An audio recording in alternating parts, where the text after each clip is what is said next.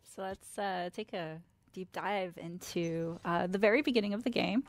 So we're going to backtrack just a little bit to show Samus's free movement here. So like I just spent a few missiles, so I'm going to use this interactive here to replenish. But one of the things I want to show here is free aim, which for those that have played Metroid Samus Returns, this has made a comeback. You can see a lot of the area around as you use it. Also has this little tracking system that when it's targeting an enemy, it'll make that sound. I want to take a moment to say that, as Nate and Sakamoto-san already mentioned, this is the first new 2D Metroid game in 19 years. That's almost 2 decades. I don't know if you did the math, but that's a lot of years. We've been waiting for this for a long time, so we're really excited to be finally showing this to everyone.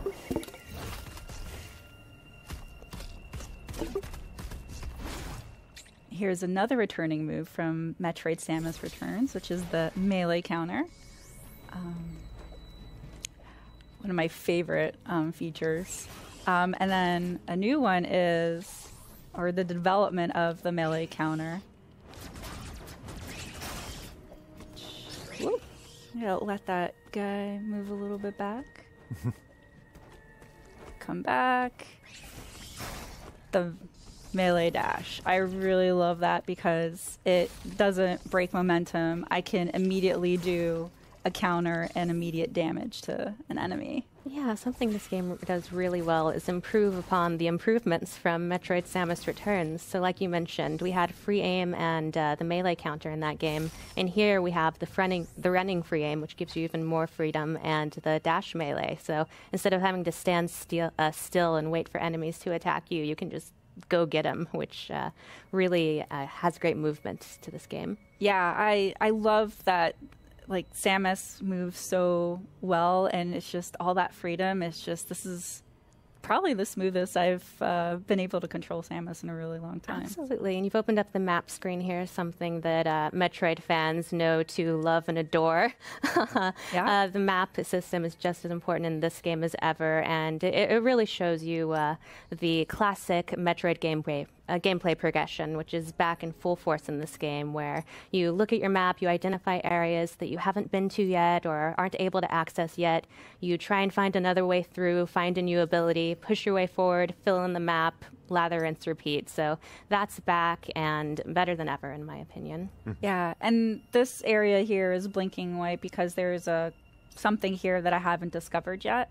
So I could use markers to kind of pinpoint it just in case I don't have an ability. And I have to backtrack here once I'm able to explore it. Yeah, don't sleep on those markers. Those can be really important in this labyrinthine world. Sure. Right. But this looks curious. It is really a part of the charm of Metroid, though, having this renewed sense of purpose in your backtracking paired with pushing forward. Yeah, another thing I want to pinpoint is the amount of work the dev team put in Samus's animations. Like, just her animation of gripping the walls when she can't move, or like holding onto the ledge. It's just so looking smooth. around. Yeah, you'll notice little touches everywhere, so keep an eye out for them. Oh. That seamless transition to these sort of story scenes is great.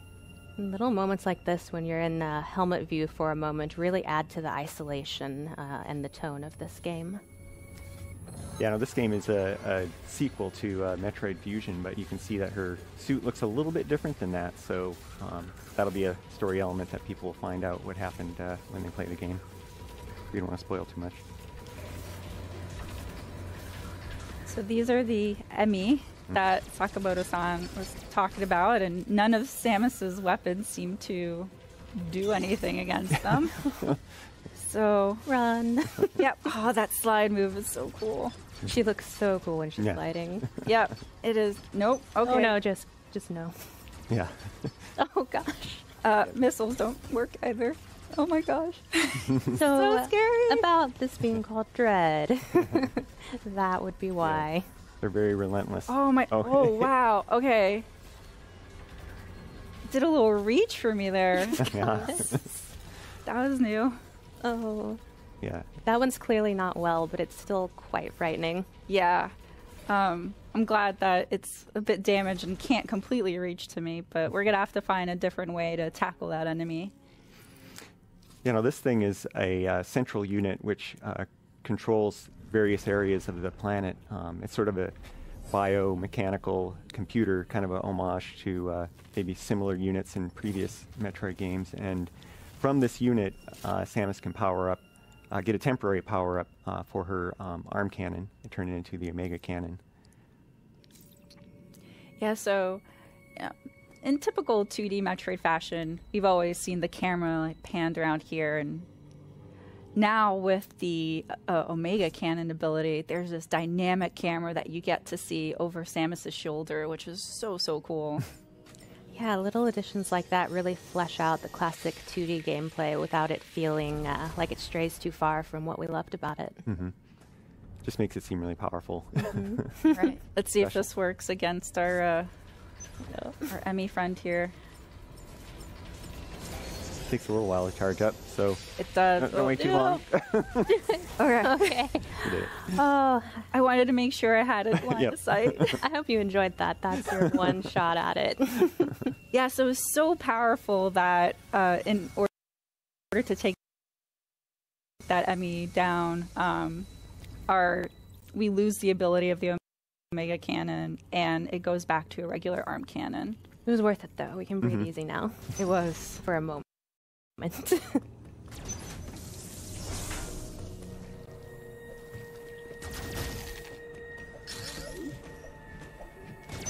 I also want to point out while you're scrolling your way through all of these different halls that there are so many different ways to play this game. Like Teresa is amazing with a missile. She's the queen of the missiles, but you can also just shoot your regular arm cannon. You can try and avoid enemies altogether, try and hit them all. Really, it's up to you what kind of Samus you want to be. Yeah, and as Audrey pointed out too earlier, that you could use free aim to do more like line of sight shooting, but you could also just free aim shoot while you're moving as well.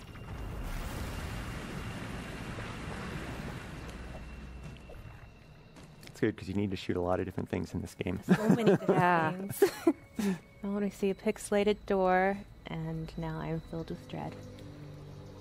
Yeah, this is a new entryway. Yep, these are the entries to the various zones that the Emmy are patrolling. And once you're in there, you need to be on the lookout for those. Yeah, you can hear in the background, the music is so atmospheric. It really puts you on pins and needles just It is. listening to it. Very, I am completely on edge because Yeah. it's like really eerie. Can't seem to climb these yet. Not yet. Yeah, just the detail in the backgrounds of things is great. Oh, and there he is. There it is. Now, especially during moments like this, you can really appreciate how cool it is to have an HD 2D Metroid game. We tried that already, Sam. Oh. It's not gonna work. Hey, it was worth a shot. And Just try again. Maybe it'll work on this one. Now run. So luckily, this Emmy can't go through typed spaces. So I have an advantage here. Somehow Emmy doesn't seem Oh. worried. Oh, okay. Oh, it's fast. Oh, you're following me. Mhm. I see. Okay, you gotta get away from that. That's my recommendation. Yeah, when they go into this patrol mode and turn red, the door locks until they sort of lose track of you. It's still trying to get at her. Oh yeah, it's still looking around, but Ooh, Find another way to get to me. yeah. Also, I don't know if it's my heart throbbing through my hands or if the controller, but it's pretty nerve-wracking when facing the Emmy. They're terrifying species. Yeah, T makes it seem like she's calm, cool, collected, and badass. I like to pretend that she's actually as nervous as I am when I play it, but I don't think it's true. I do want to point out, like, also the backgrounds, like the amount of detail that the development team has put into, like, not just the enemies in the forefront, but also in the background. I don't know if you guys can tell the shimmering thing in there. Oh, there it's moving. And Okay. splashing. That doesn't bode well. Yeah, well, probably. Note that for the future.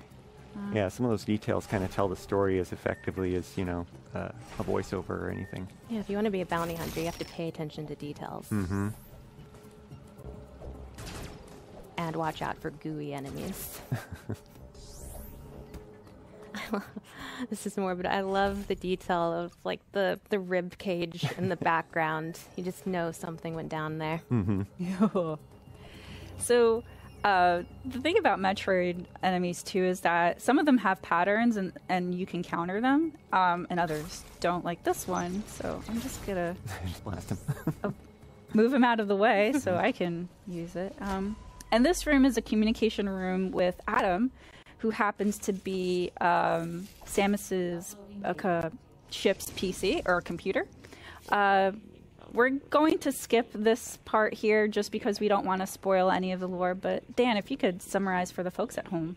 Yeah, so as Samus is exploring, she uploads data to Adam, their ship's AI, and Adam kind of gives little analysis, just really hints though, not necessarily telling you where to go or anything like that. It's still up to you to kind of explore. But there's some interesting lore in there, and you know, some little hints that you can potentially use. And in that one, Adam was basically summarizing the Emmy and kind of the limits that they have of patrolling a zone, and also how dangerous they are, which we've kind of seen, but hopefully we won't see too much firsthand here. Also, you can see T doing a great job of just shooting at the environment, looking for secrets, looking for a way forward, because it's not always going to be obvious. You really have to. It's like a puzzle. It's not just action. It's not just exploration. There's also a lot of puzzle elements here, trying to find the way forward.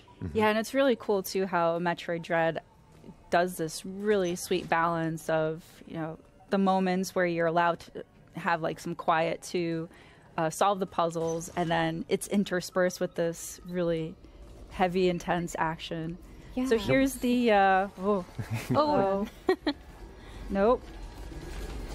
That was the Emmy, as Dan had mentioned. They have kind of three modes. One is the surveillance. The other is which is marked with blue. They're just scanning the area. This red mode's It's so bad intense. one. I'm like Yeah, this is playing a mode. game of chase So fast. with it. Oh god. And then when it has Samus on eyesight, it turns red, which is the chase mode. Oh, her. Yeah. So yellow is it's heard a noise or sensed a vibration, and it's going to go investigate that. Oh. Oh, Oh gosh. No.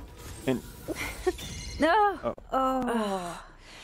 So the Emmy are pretty relentless and ruthless. It is sort of like a permadeath, which is very unusual for enemies with in the Metroid series. But luckily, it's not very. The game's pretty forgiving. It allows you to respawn at an area that you were in recently, so we're able to just go back and counter that again. Yeah, as T said, Insta-kill is new to the series, but it's really great because it offers a chance for you to have that challenging difficulty that I think Metroid fans expect, but without being quite so punishing with the respawning that you just have to play the whole game to get back to where you are. So it's a really wonderful balance. Yeah, and when the Emmy are in patrol mode, which is that right now, it's in pursuit of me, they're scanning areas where they last sensed movement, and so they'll go and investigate it, and then if they see something in eyesight, then they'll go chase it. This is such a small but really neat touch, the way that Samus moves slower in the water. Yeah, and the audio change too. Yeah. I absolutely love that detail. Oh, there's always one little guy. That one straggler there. I don't need a save. I'm feeling brave. Oh, Good dash. nice dash meleeing.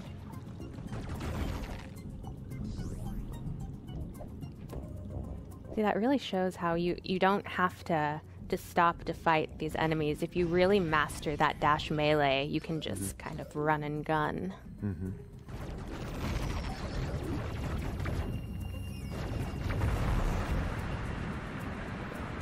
Little water puzzle. Yeah. Really love the animation of the water flowing from one area to the next.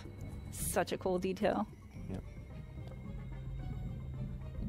Now that the water levels changed, you have access to other areas.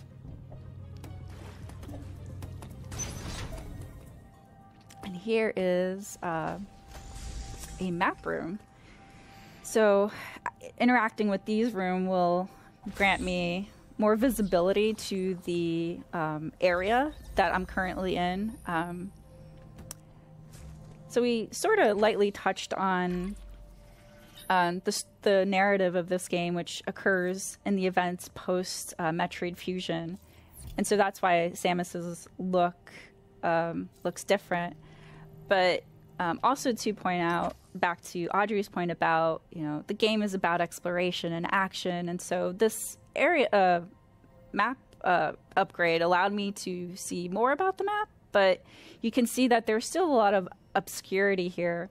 And so you need to explore in order to uncover more of the area and also any secrets involved. So yeah, it's also worth noting that this series and this game is full of really juicy lore. So whether you're a new or returning Metroid fan, if you've never played a Metroid game before, it really gets you up to speed with anything you need to know to enjoy the story. And if you are a longtime Metroid fan, you have a lot to look forward to. As Sakamoto-san said, this concludes the story arc between Samus and the Metroids. So we've been waiting a long time for this, and it delivers.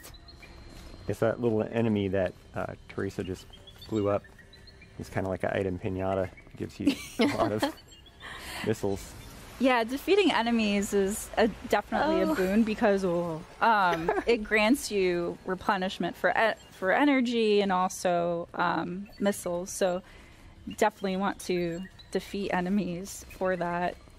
Yeah. I just didn't expect the Emmy to be right on top of me when I destroy the Autols. That little beeping sound, I hear it in my nightmares now. They always come up with... Oh, he's persistent. It's persistent. Very convenient. Another interesting detail about this game is normally in Metroid games, you start at the surface of the planet and you work your way deeper. But in this game, you actually start deep within the planet and try and work your way to the surface. And so that yearning towards ascension really adds to the tone of this game as well. Mm-hmm. Oh, that was a sick slide. Really cool.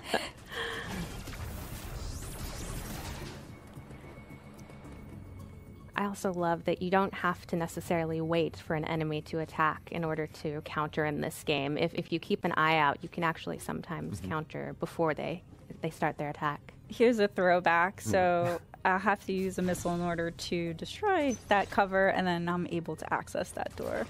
Just one missile, though. That's good. Oh, of course. There you go. Yeah. I got it. Yeah. That's the other thing about the dash melee is that if you use that on an enemy, you will get, I think, a few more extra items. Here's our first upgrade, the Charge Beam. So very iconic to the Metroid series. So Samus, starts off without any abilities and slowly becomes more powerful and able to tackle stronger foes, but also be able to uncover or explore new areas that we weren't able to before. Yeah, and suit upgrades are another classic part of Metroid gameplay that is alive and well in this game. I also love you can see, if you keep an eye on the background and stuff, there are all kind of cool statues and architecture that really piques your curiosity about the lore of this world. Nice.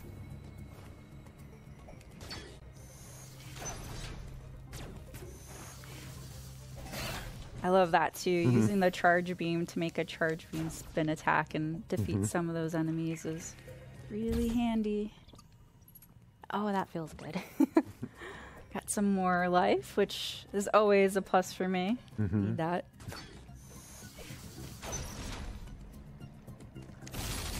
Yeah.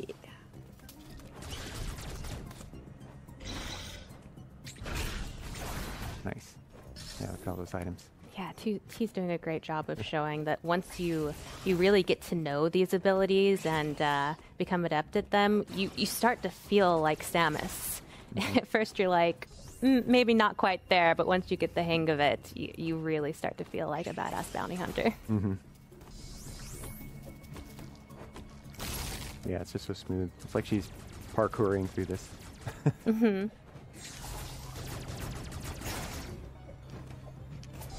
Whoop.